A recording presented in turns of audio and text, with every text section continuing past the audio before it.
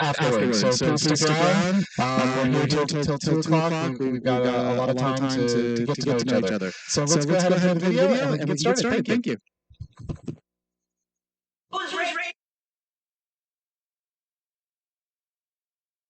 Who's ready to get going here? It's the 11th Easterseals Disability Film Challenge. I launched the Disability Film Challenge. Participants write, shoot, edit, and submit films that have somebody with a disability in front of or behind the camera. Do you think that Hollywood is becoming more inclusive? I think so. The challenge has grown year after year. Partnering with Easterseals Southern California really took it to the next level. Come live from the Sundance Film Festival. Comedy! The industry wants to include more people with disability because of the size of the population and the billions of dollars of spending power. Easterseals Disability Film Challenge because the society has changed. I gotta go because I gotta get a flight back to LA. This year, we're doing the most workshops we've ever done. Directing, cinematography, post-production, writing, producing, improv comedy, marketing, and public relations. Having a conversation allows us to change the way we're thinking about the scene. It really falls to you to tell the story in shots. What you can do, the possibilities are infinite.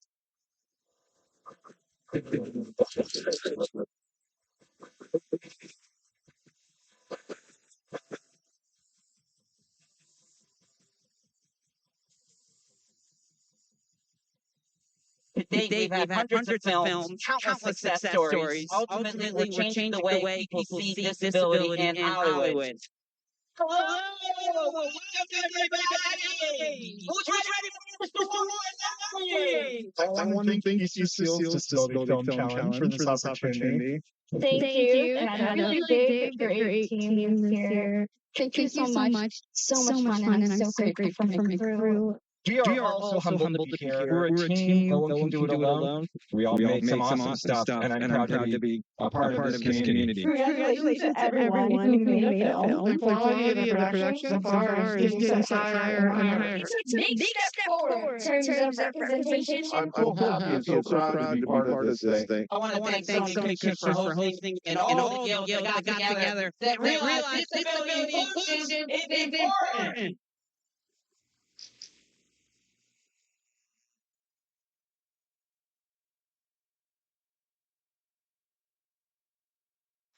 Hello,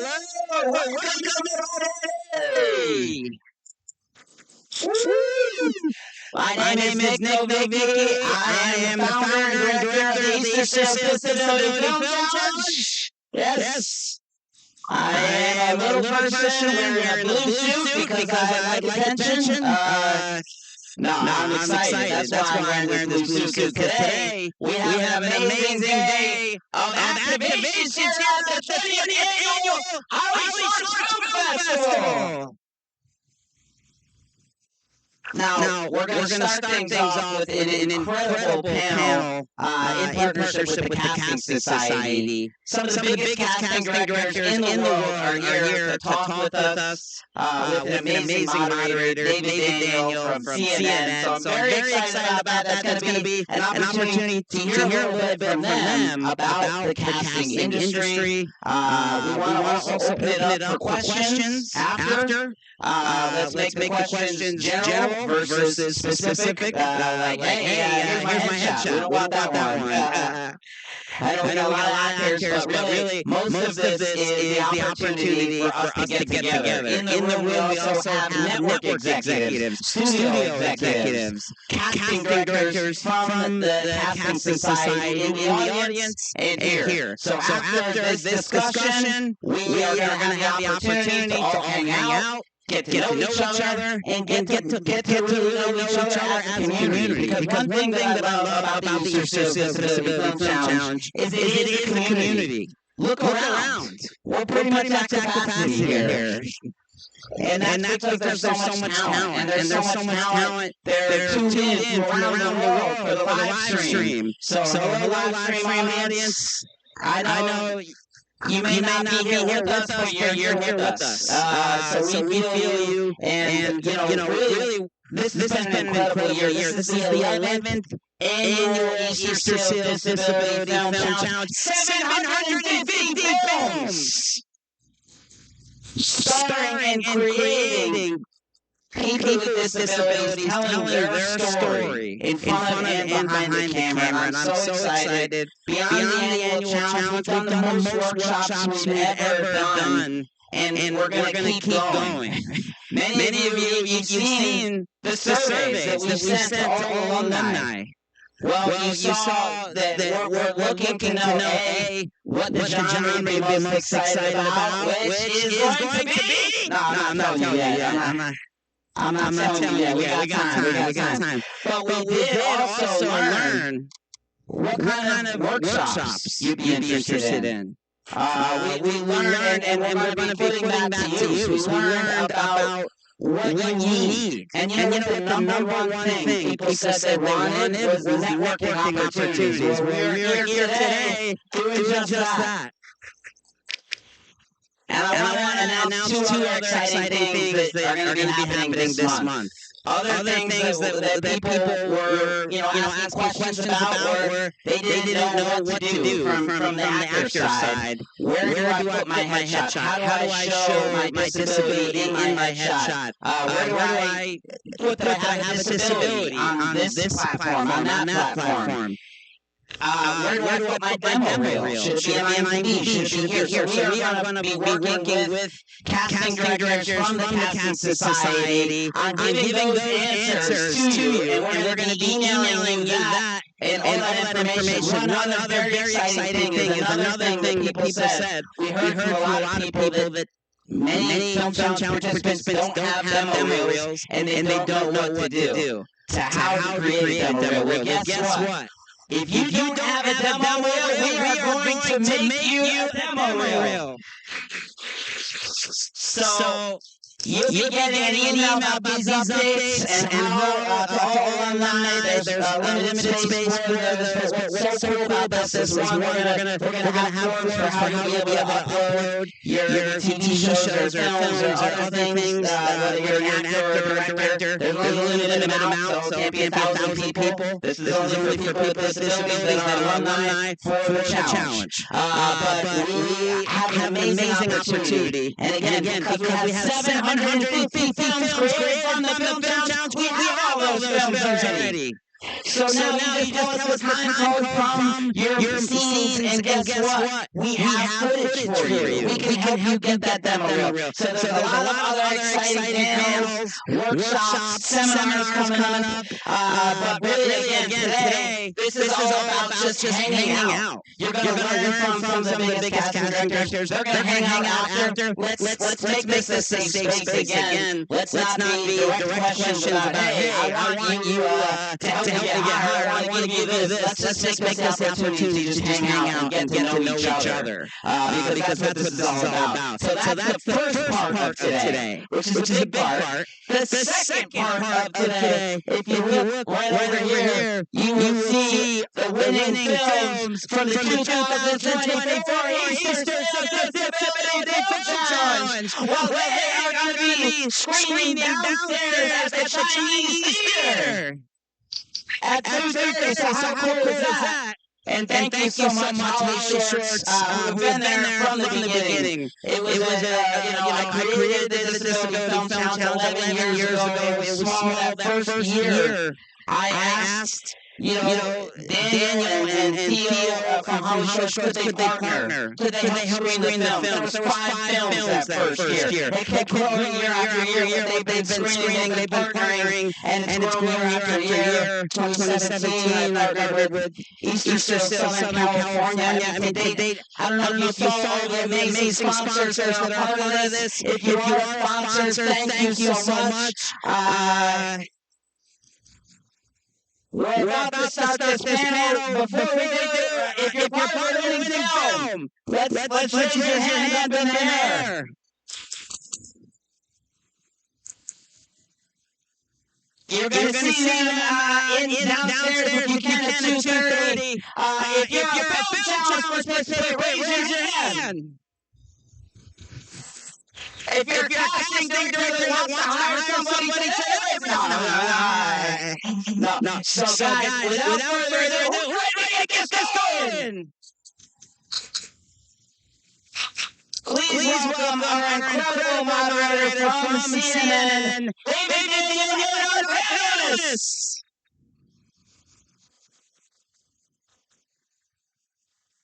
Good afternoon, everyone. Please welcome the real stars of the show. Steven Tyler Potter, April Webster, Cindy Gonzalez, and Jenny Jew.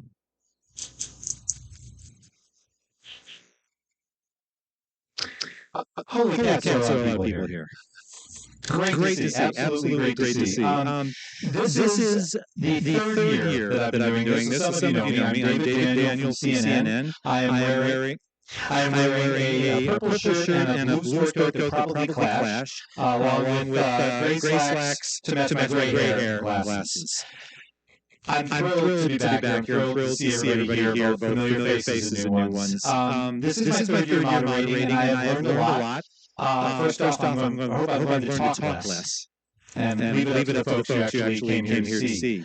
Another thing I've learned is that you cannot have a conversation about diversity in media without including disability in media.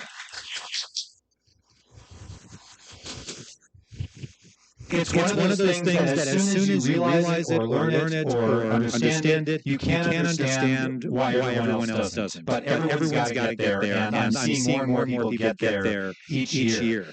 And that's where I want to start with these panelists. Last year at this time, the writers and actors strikes we were right in the middle of them. And by all accounts, the guilds, they met most of what they wanted to. As much as you can win a strike, they won. Change is possible.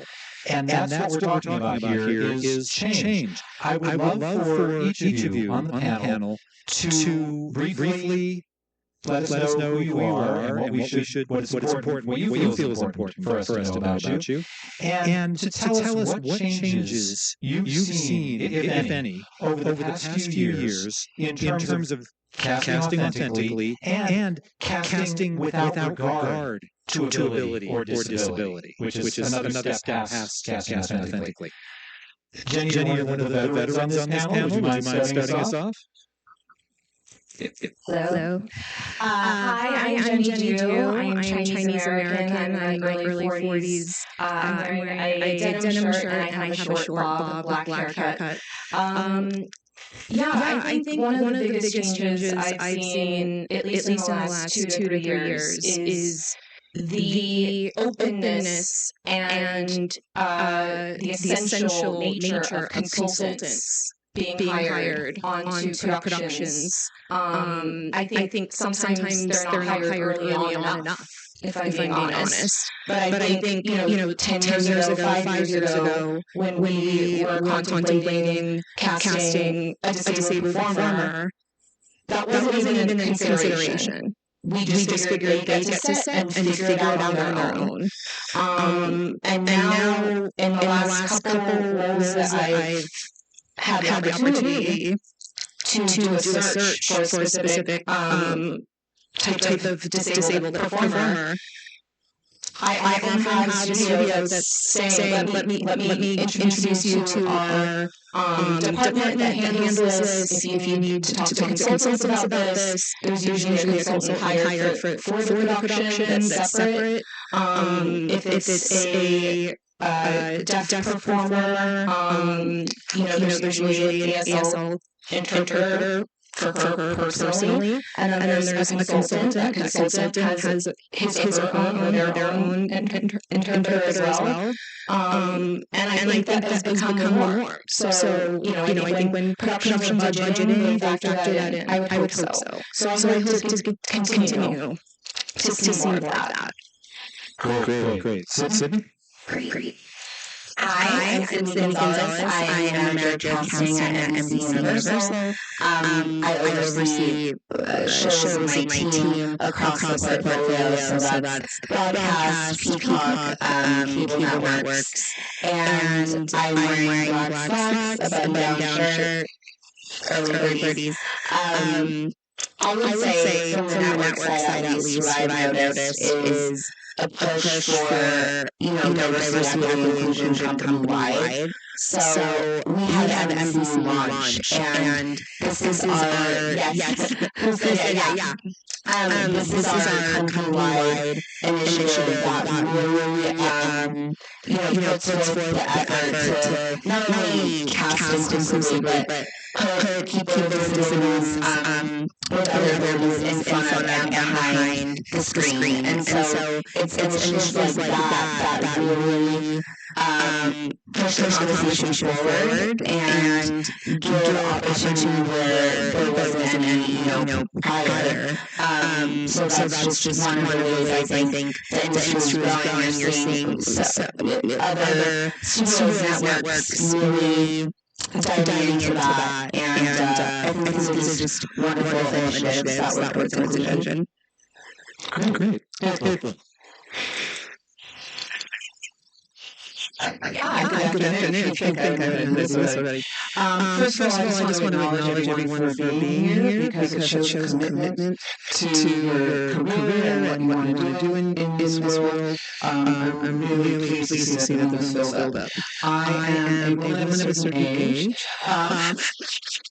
With long white hair that past my shoulders. I'm all dressed in black, which is my usual fare.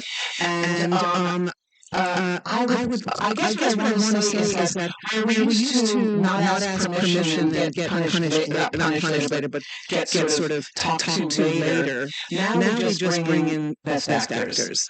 And that is part of our initiative as casting directors. Really, and the studios and networks are much more open to it, as are the directors and the producers. So if I say, hey, this is a great opportunity for a body positive person, or this is, I'm going to bring in, I've got this great guy, he's a diver, but he's a wheelchair. Whatever it happens to be, people are a little bit more open to it. I think it first started as being more like, well, we better do this because it's going to look bad if we don't. To now people are really getting bias, anti-bias training.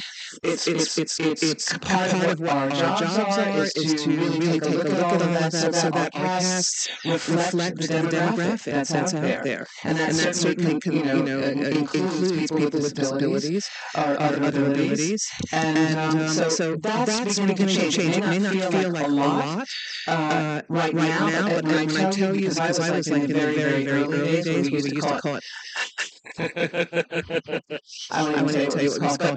Non-traditional casting is what we used to call it. As if the all-American family didn't include people who were BIPOC or people with using wheelchairs or whatever else. So at least that has changed. People are more open to us casting for what looks like the world. Stephen. My name is Stephen Tyler O'Connor. I am wearing all black because it matches my soul. I have a big logo insignia on the shirt for Casting Society, which I am a member of our board, and I sit in executive leadership as our treasurer. Our lawyers will be remiss if I don't say that all opinions I express are my personal opinions and do not reflect those of the Casting Society. I'm a two-time award-winning casting director for the shows The Healing Houses. Thank you. The Healing Houses Do, which focused on a young boy who dealt with anxiety and visual effects to sort of showcase why what he's going through, what he's feeling, he's visually represented to an audience. And one of his best friends was a wheelchair user, and when we cast Sophie, we found out that she was an amazing singer. And so our showrunners, our creators, changed her entire story arc to include her audition for the school play. And really tackled those tough conversations in the kids and family space. My second show was Best Foot Forward on Apple Plus, which focused on a Linda boy who went to middle school first time.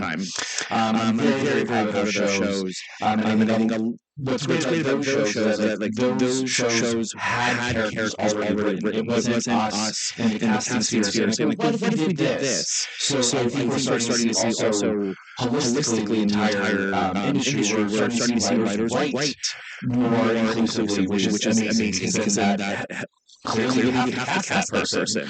And then the big thing for me when I went to NBC in New York under Jennifer McNamara was the notion of why not? Why can't it be this? And in that specific conversation, it was about turning male or female. Why couldn't this government employee be a female? Just because it's written as male in the script, why not? And I've carried that why not with me throughout my career. Why can't this person, why can't the judge, why can't the postal worker, why can't the mom be fill in the blank?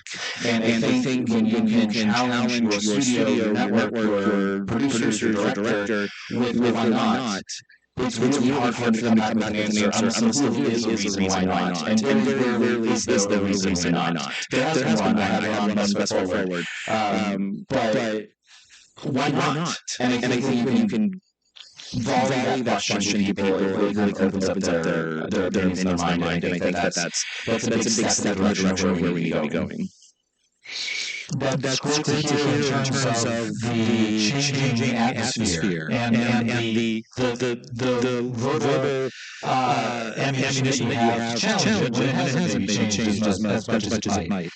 Which leads into, and we'll go back this way, Stephen, it was one thing to have that intent.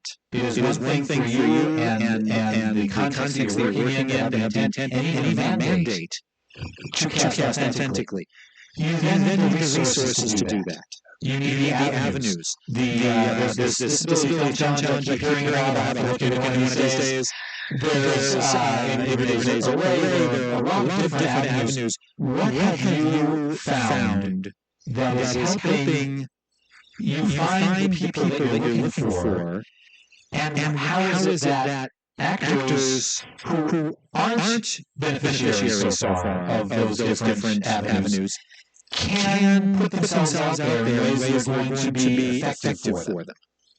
Yeah, I mean, for me, in terms of pushing back, I'll fully acknowledge that I have a certain amount of white male privilege, so I can push back in a way that I feel like my colleagues don't feel like they can. And I would argue I'll be an asshole about it. I don't care. Like when you fire me that I'm advocating for performers, please do that. Please, so I can sue you and not have to work for the rest of my life. So I have a little bit of that going into it. I have found very, very beneficial for me, and what I'm doing is partially Casting Society has done these huge international calls over the last handful of years of run different communities. Those open calls have been very, very important and a great resource for me and all of our members at CSA to go through and look at performers. So if I'm looking for something that needs to be in Boston, let me go look at the Boston call that we did for performers with disabilities, and let me see who's there may not be represented.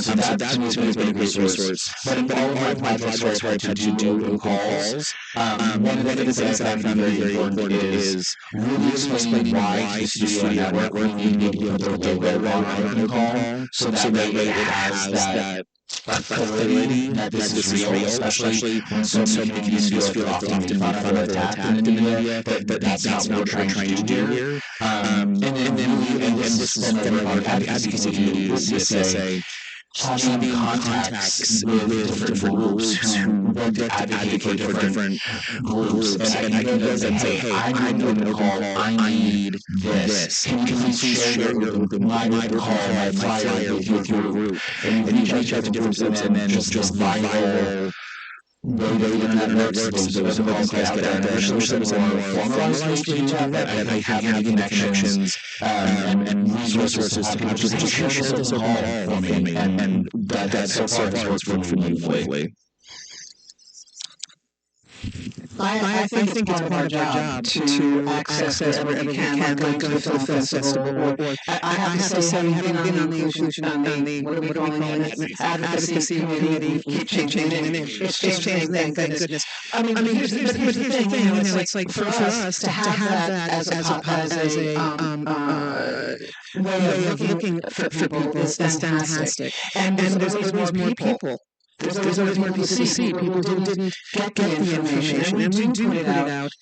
And I think the studio, it's not about whether or not they should. It's like it would be nice if they would love to have their name on there. Also, there's a fight going on with a couple of to make sure that money for actors with disabilities is in the budget already. So all of a sudden it's not like, oh, we need an interpreter to be this the whole time. Oh, well, how much is that going to cost? Hello, it was in the script. You shouldn't have to remind them that your hearing actors need to be taught ASL or anything else. So this should be already in the budget, and that's something that we're really fighting for. Because if you don't use it, fine. But if it's there, you don't have to go into a whole and get so crazy about the whole thing. There's a lot of ways to reach out. If you're doing something, if you're in a workshop, we've talked before about creating your own content that talks about your story or a story you want to tell, like these films are. If you have access to us to be able to send us links to these films, or at least let us know how we can access the archives of these film festivals. I went last year, and there was some amazing, 2 years ago, last year was the strike. But there were some amazing films there, and then we get to start going, I'll just write down these names. It's really important that you get out there as much as you can in any possible way. And that means coming to these kind of things, where you get to mix a little bit. It means creating your own content. It means finding out about these open calls. A lot of times, even when you post it, there's a word of mouth that goes around like that. Hey, you're looking for something, blah, blah, blah, So it becomes, it isn't a burden, it isn't like a job. It's about how do you exalt yourself? How do you recognize your gifts? And how do you show us those gifts? Great job. I think there's such an intentionality behind it, and thank you.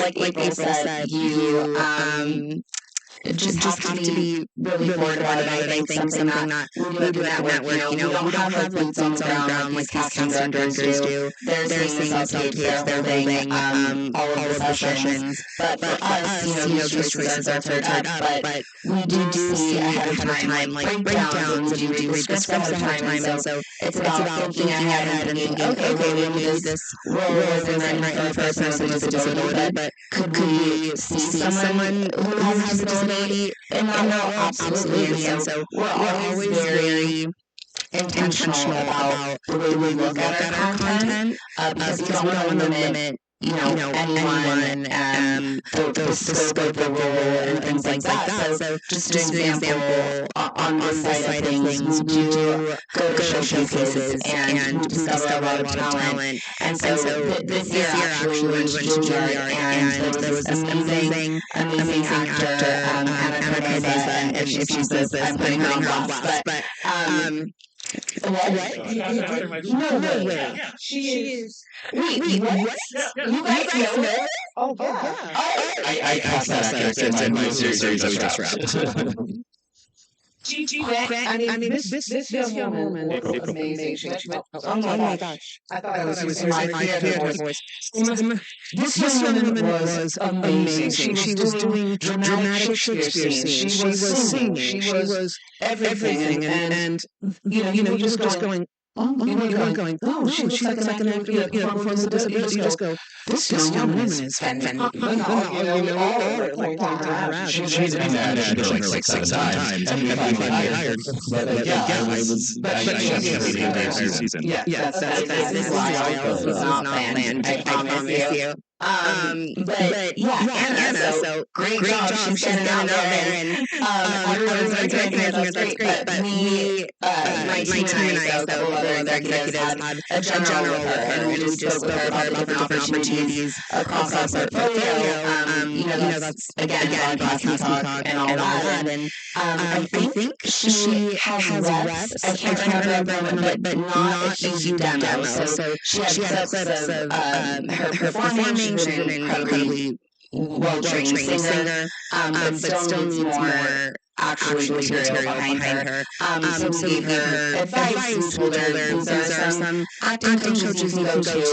We'll keep you in mind for this role. And then we took it a step further and discussed it as a team and then said, you know what, let's reach out to our casting directors because every single one of our shows has its own casting director, right? So our reach is far. And so we reached out to probably 4 or 5 of them and said, hey, we have this talent. Please keep her in mind. She's incredible. These are her strengths. Like this is her look. We sent what we have on her. And so from then on, like we have put this actor on the map for several people, and then I guess they have to. But what we call the league.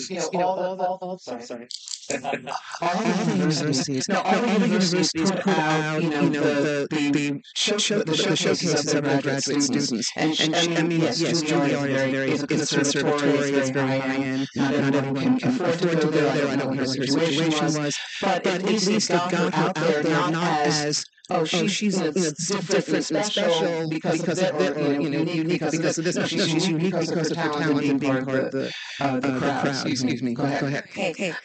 Even with all of her talent, I'm sorry, Jenny, you're next. But even with all of that, it's like she still wasn't sure what was next. Like she's coming out of this prestigious program, and so that was just one example of how we're just very mindful of all types of actors. Jenny, the terms have that before taken care of. So, in terms of everyone else, what would be the avenues that you're finding most useful you wish were out there? I'd like to add to that when it comes from the studio level and the executives show that kind of support, it means everything to us because then we know we have their backing. So that when we bring up this idea to producers, we can say this came from the studio level, and that makes a huge difference. So thank you and your teams for all of that. For me, it's been mostly open calls lately. I have stopped posting on Actors Access, Casting Work, Casting Network, Backstage, any of the paid sites for actors. In my experience in the past year, even despite the SAG's new deal that prohibited a lot of those predatory fees, I still find that a lot of actors are preyed upon in that way. And I think until we all say we're not going to do it anymore,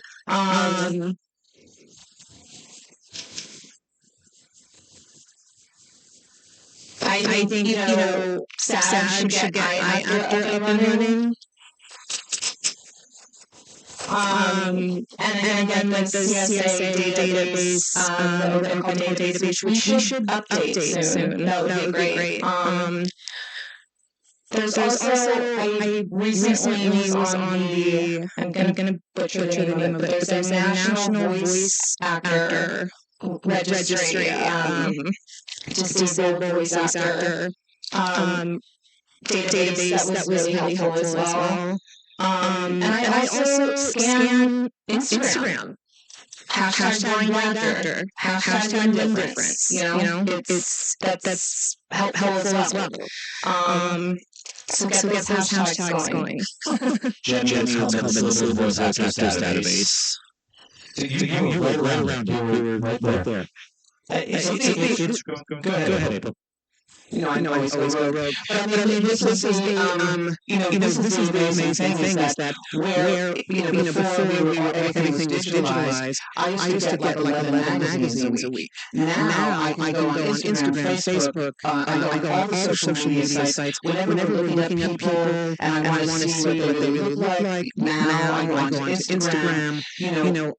As much as it seems like a pain in the neck, it's not a bad idea to have a social presence. Because the more that you're out there, the more that people know. And it's sort of like an energetic thing, and not to get too LA about it, but it is, like when you have an intention, and you put your energy behind that intention, it sort of shifts things around you, sounds like TLDR, you are looking for them. You need to put yourself out there so they can find you. I think that's every actor's job. And obviously, it's like everybody going to New York, I go see some, small play on the Lower East Side, and oh, this was really great. We might write this story that we pilot at NBC, and like, I'll look and see if I can find it on all the traditional sites. I'll maybe Google you. If I can't find you after that, then I have to move on. I'm working on 30 pilots at once. So make yourself available, like whether it's social media presence, whether it's websites, just like make it easy for us to find you and reach out to you. If you don't have an IMDb page, if you're not on the platforms, like just make yourself easily found. Now, I don't know how much YouTube charges, but I do know that a lot of people, the studios are like trolling those sites and looking for talent there. And look at all these people who have gotten shows just by creating material on the web. And so I look at all that stuff too. I found a lot of people on there, not only people of color and other wonderful websites, great actors all around, but also performers with disabilities and other folks. It's very useful. As I said, I don't know how much YouTube charges to post.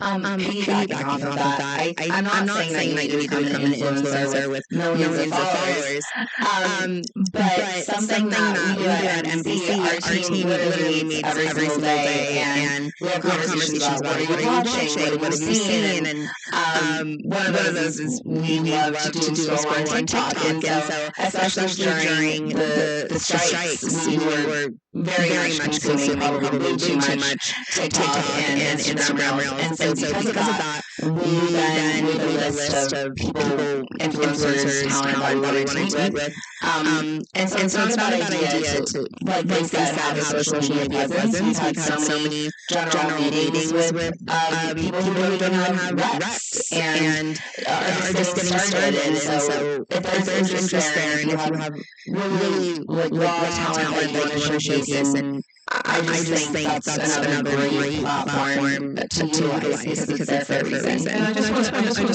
say, though, that just having a presence doesn't mean that you're a good actor.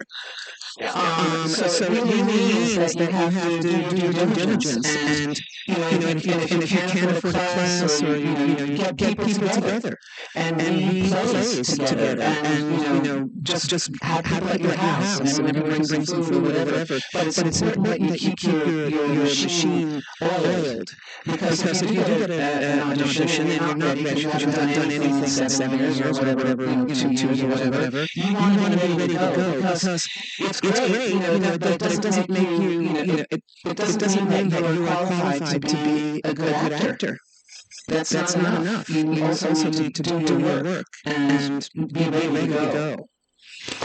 At our first panel, Jenny, you brought something that I repeatedly follow because I found it so insightful. It's sort of an expanded definition of diversity, pointing out the shortcoming of using that as a catch-all phrase. I was hoping you could share with us, and maybe that could spur what you'd still like to see. There's another step or other steps that each of you, the casting, the departmental level, the network level, could be taken to push this process along. Yeah, it came from a educator named Dr. Darnisa Amonte Jackson. CSA sponsored a webinar for the membership with her summer of 2020. She's very tumultuous time.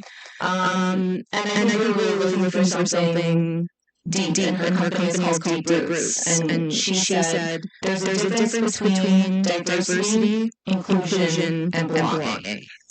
Diversity is, hey, I'm inviting you to the party. Inclusion is, I'm inviting you, but I also want you to help plan the party. Belonging is diversity, inclusion, and it's once you're there, I'm going to make sure you feel like you're welcome and that you belong. And diversity without inclusion or belonging is tokenism.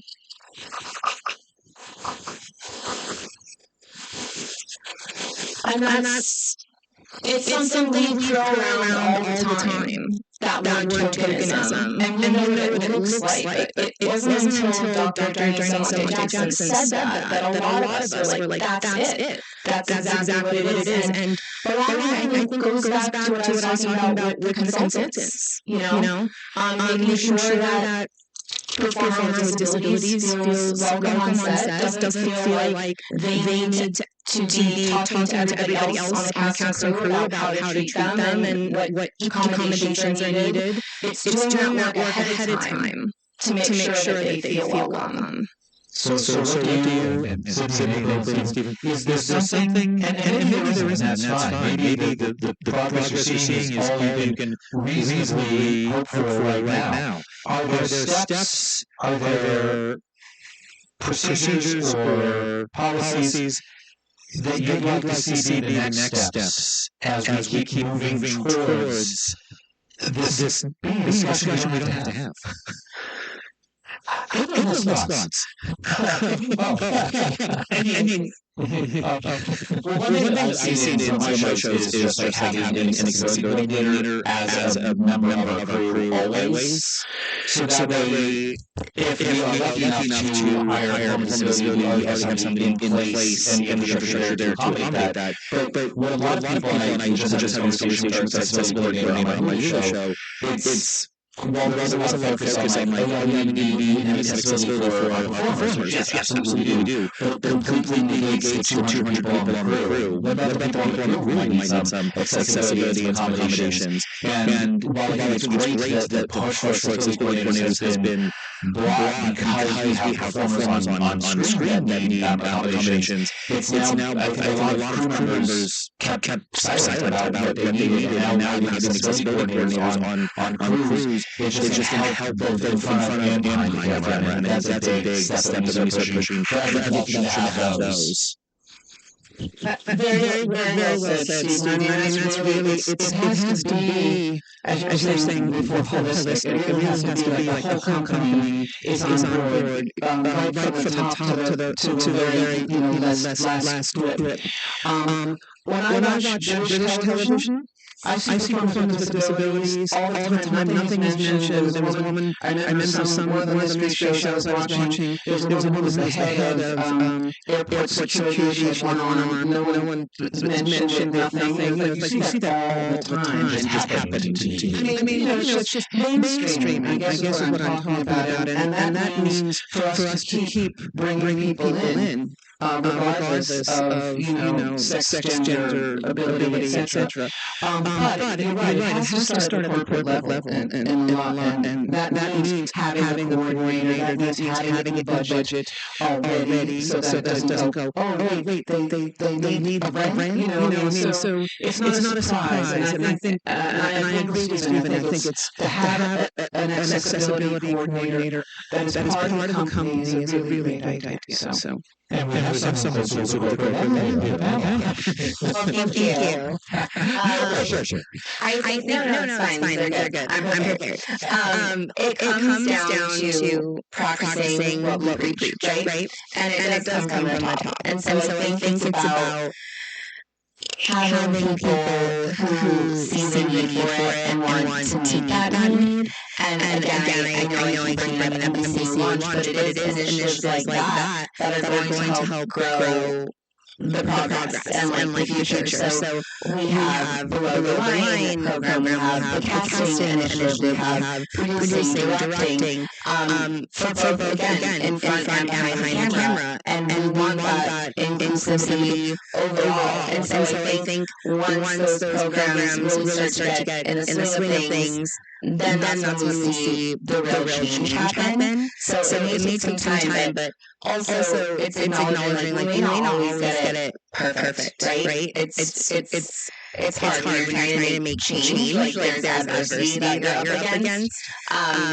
And so it's just knowing that and still holding the vision and still continuing on like, no, we want to be change makers in this field. I think, the stats are like 1 in 4 people, Americans with disabilities, and only 3.5% of the main characters on television have disabilities. So we have to do something about that. And we do work towards doing something. We are working towards doing something about that. because we need to reflect the world we live in. So I think that's always the goal, and if you would maintain that, that vision, I think it'll happen, but everyone has to get on board with it. So the casting directors, the writers, the showrunners, and something we do too is we'll have meetings with our showrunners and say, hey, like, where are the opportunities for more inclusion? Where can we bring in a storyline or a character? And so, after the beginning process, they have that in their minds to do that. Which means having more writers, producers, who are people who have stories to tell. And that it's not just us going to the white cisgender or whatever producers and writers, but that people have more of an opportunity, and there has been more, not more on streaming stuff than others. But I don't know the name of the show, unfortunately, but the statistic guy was talking about his dating life, and it was comedy, and it was very, very funny, but it wasn't like atypical. It was just CBS. What was it? When they see us? No. Yes, that's right. It was a great show. It was very funny. But that's the thing is that you can't have representation if there aren't people behind it who have a stake in it. So this is really a big part of it. I mean, we can't keep going to, and this is nothing against the corporate, but if you're someone who is someone with a disability, before I've had a producer who was an actor, was someone who was a person with a disability, and he, there was no conversation that went on because he had to stay in his lane, so to speak. But now, this place, now is the time to start. That's why I talk about creating. That's why we talk about creating content. Because unless your story is out there, unless people can see that story and go, they have to understand. It's not the bottom line. They have to understand how huge this community is, and how much money will come from people watching it. And when I say community, this is what's really important. You have to be part of the community. You want to be part of the conversation that's going on. It's not just you in your room going, what's going to happen? It's like gathering together, creating a force, so that and to use as many of us and other people with some influence or some guidance or some information that can help mentor or whatever. So I'm sorry, Jenny. I'm just Actually, those are all great points, and it seems to come down in many ways over Sydney just use opportunities, creating the opportunities, seeking the opportunities, and then jumping up the opportunities. Two quick things before we transition seamlessly into Q&A. Last year, I mentioned and quoted a book that I was reading, Maureen Ryan's Burn It Down, which is not a terribly inspiring read, although it's an essential one if you work in Hollywood. What I'm reading right now is slightly more encouraging. It is a book from a few years ago called Limitless by Mallory Wegman, who is a Paralympic swimmer and broadcaster. I had a chance to work for a film that she made about her life called Watershed. And she quotes repeatedly something that her mother always said, and it's become a mantra for her, and it's become a mantra for me. Gift overcomes.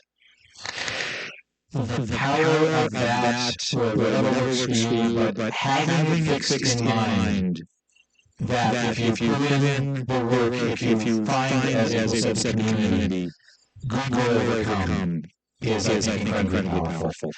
And finally, I am grateful to the four of you and to your like-minded colleagues.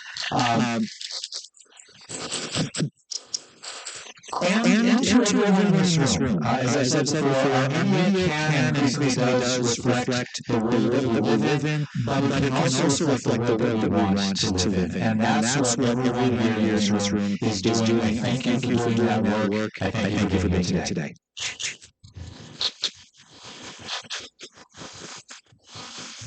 Okay.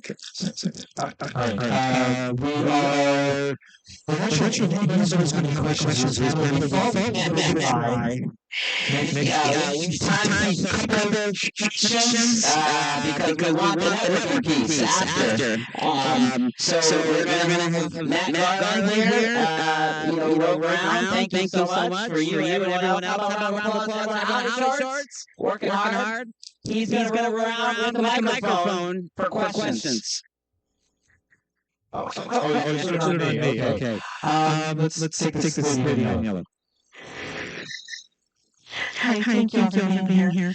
I have a question about content creation. I know that you've spoken about this a lot, April. For people who are creating content, is there an avenue that's easier to get to use? Is there an avenue for us? We create content and we put it out there, but then we hit a wall where it's great, fantastic, we love this, and then it gets the money, and they're like, and that's where I think a lot of us are seeing that. There is still a wall for us. Is there a better suggestion that you might have, an avenue for us? Anything for me, when you're talking about the wall, you mean like, okay, you create a show, it goes viral, goes successful, and then like studios and networks are buying it.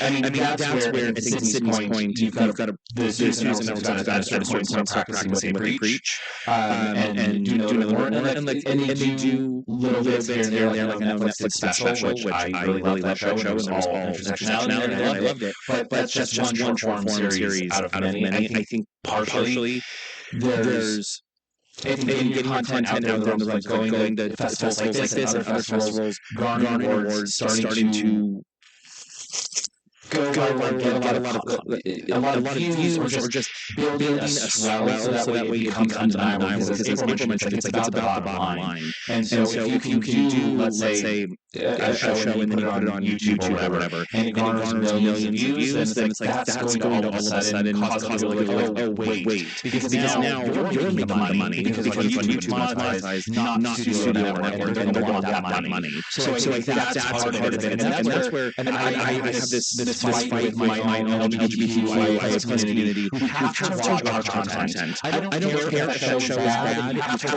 watch it. Give it your views.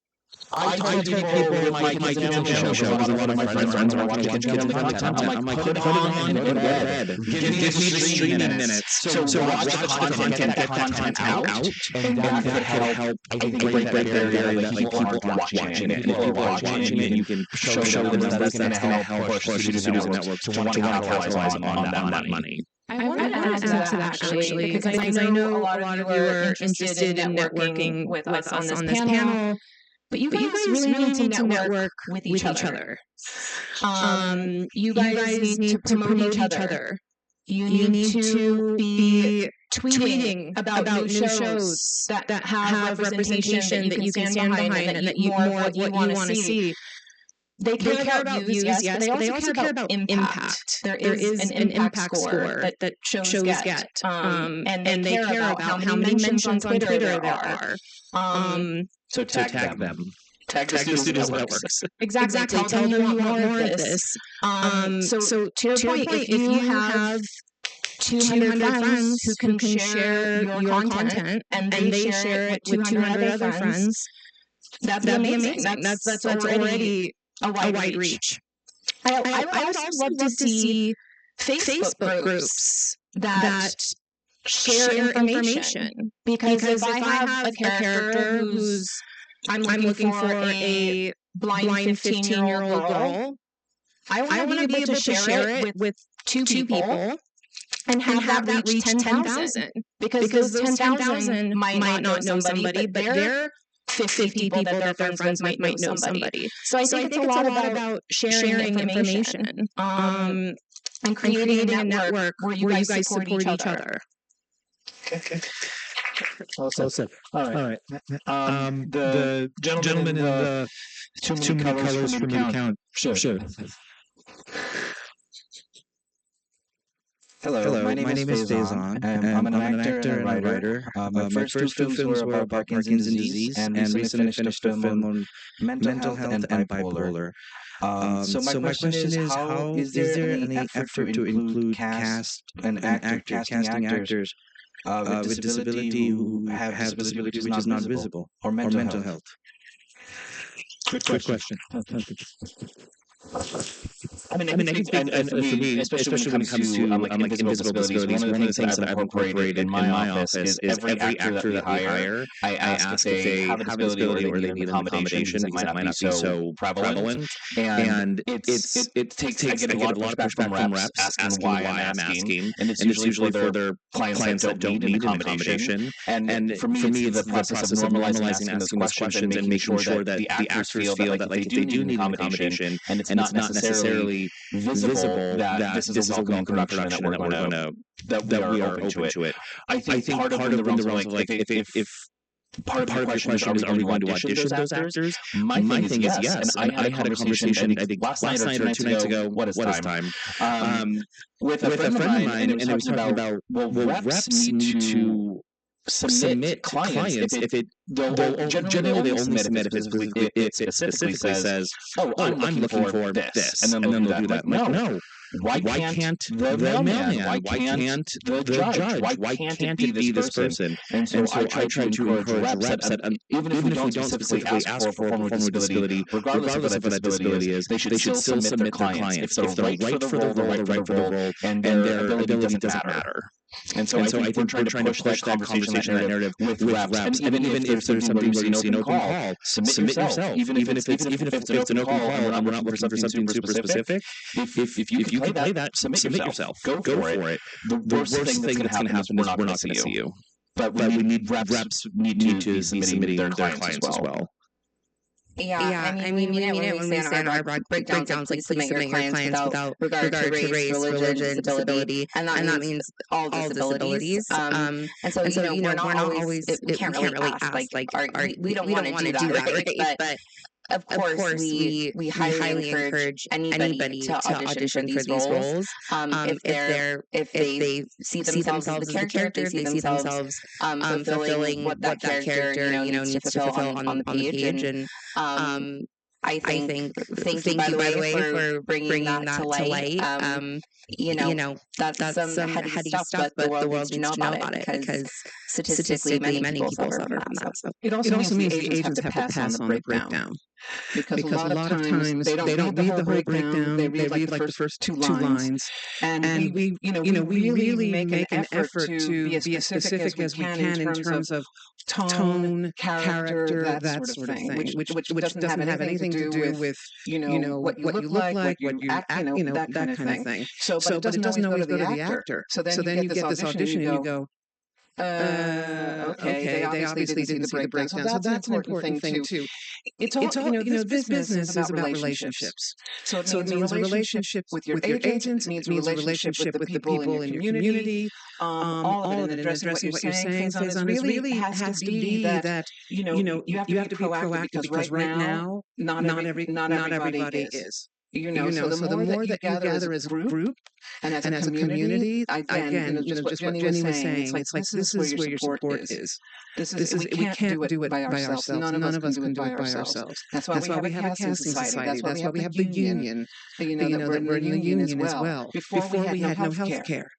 And now we have health care, because everyone for 20 years banded together to try to get a union. But it was only because everyone gathered together.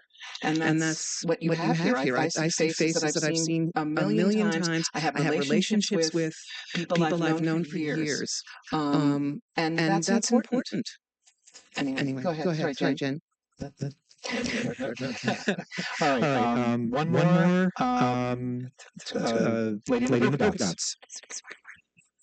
Not necessary. Thank you. So recently I discovered the hashtag disability is now considered political content, so it is limited on what you will see on social media. So I just wanted to make you guys aware of that. It's great to tell people with disabilities, create your own content and put it out there, but people don't realize we have other struggles that we deal with, and that is one of them. That it's political content is now limited, and anything with the word disability political content. Yeah. Feel free to tell everyone. So that's why you don't see us. 25% of the population, and we're unseen.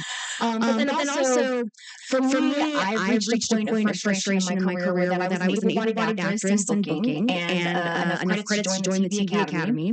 Signed with a great manager as a wheelchair user. 180 submissions in 3 months for co-star roles. One line here, one line there. Not a single audition. Not a single casting director brought me in. And it said all abilities. So I love that we're trying to be inclusive and we're changing the wording and we're covering our butts in that aspect. But what do you have to say with the actual follow through on that? Because it's nothing changed about me other than the fact that I'm now on wheels. What did your agent do about that? My agent was going to drop me when I became disabled, and thankfully I've had a great agent that is a boutique agency out here that's stood by my side. So when I started booking commercials, nationals as a wheelchair user, I ended up getting a manager entertainment lab that's fantastic because a lot of named clients. Did they call the casting director? Yes, they're pitching me. But I mean, they said, you say on your banner that it's anybody. So why am I not getting credits in the rooms? Yeah, he said he starts getting general meetings again, but it's basically I'm starting over. 20 years in the industry, and now I'm in a wheelchair. I start over completely from scratch. So I just want to make you guys aware, it feels like sometimes when we talk to people with disabilities, people speak to us like we're not experienced actors, like we haven't been trained. Like I haven't been in class for 20 years, submitted to the actor studio and doing the work that it takes, and then this happens, and you know, so there's a lot. Just say one thing about the past 2 years, especially. Obviously, last year was the strikes. I think it was really devastating for everybody. A lot of our colleagues lost health insurance, lost homes. We're still trying to pick up the pieces from all of that. Over the last 2 years, I've only been able to cast name actors for pretty much every role because they're shooting in Winnipeg, South Africa, Budapest, Vancouver. So look, I'm not making excuses for the industry as a whole because I think we need to bring back production to Los Angeles. The TV Academy can help creating a USA and international television academy for award season, just putting it out there. I'm not saying you specifically should be limited to co-star guest star, but I have not had the opportunity. Really. And that's frustrating for me, you know? But I think, again, I can't speak to why you're not booking or why you're not getting auditions. I just wanted to put it out there that I'm really frustrated. I haven't been able to cast a wide net and meet new people at a co-star guest star level. Like I just want the opportunity. I don't even care if I get cast, but let me get the juicy scripts. You know what I mean? Like I would love to not just be in. Anyway, sorry. Absolutely. In 2019, I was named the CSA Associate Spotlight Award, and I was honored that year being the Associate Spotlight. And I said in my speech that what we are as casting directors are like the institutionalists, and what we do is just a little change here and there, and that's what we're doing to try to broaden our world. But what we need are the Gloria Steinems of the world, people pushing us to do better, because I think that while we all on this panel really feel passionately about this, I can't say the same for all of our colleagues, and it's gonna take time. So it's like we're the Ruth Bader Ginsburgs, we're writing the opinions that are maybe going to change things down the line and build the foundation, but we still need the Gloria Steinems, we still need the people that are pushing us and our profession and the industry as a whole to do better, because we could all do better, and our profession as casting professionals could do better, because it is made up of individuals, and each individual is going to have their own journey. But I think that we still need powerful voices like yours, and we need our voices to try to push our colleagues to do better, which is some of the work CSA has been trying to do. Thank you. It comes down to those opportunities, to using your voice. Thank you all again. Nick, do you have anything to say? Well, first of all, can we get a round of applause for this amazing panel of casting directors, great people, David, I want to give you an amazing shout out and a thank you for being so supportive, spotlighting the challenge. I want to thank all of you. This is kind of the crazy side of it because believe it or not, we're almost like, look at the size of this room. Okay, so first of all, how awesome is that? I want to give time where we can all hang out and network because that's where I feel, at least in my career, I've gotten most jobs, as you pointed out, from other people that I'm working with. So give this an opportunity to have a bagel, get a drink, networking, schmoozing. Have fun. One more time, if you're a winner, and this your hand up. Those films are going to be screening downstairs in about an hour. So we're going to, as a little housekeeping, those of you guys that know me know that I love my photos.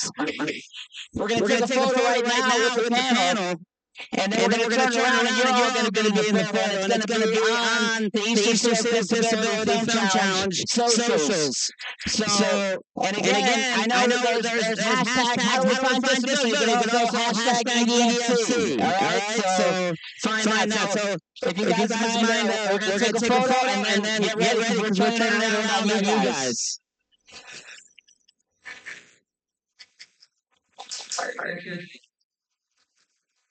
We're setting up just to let everybody know, like Nick said, we've got drinks, we've got bagels, donuts, refreshments. Once we do break, we're going to try to remove the back 2 rows of seats, maybe the back 3 rows, give everybody a little bit more space. So you'll see our volunteers coming through trying to clear the way. So hopefully we can open it up and give everybody some space to network and meet and socialize and enjoy. Thank you.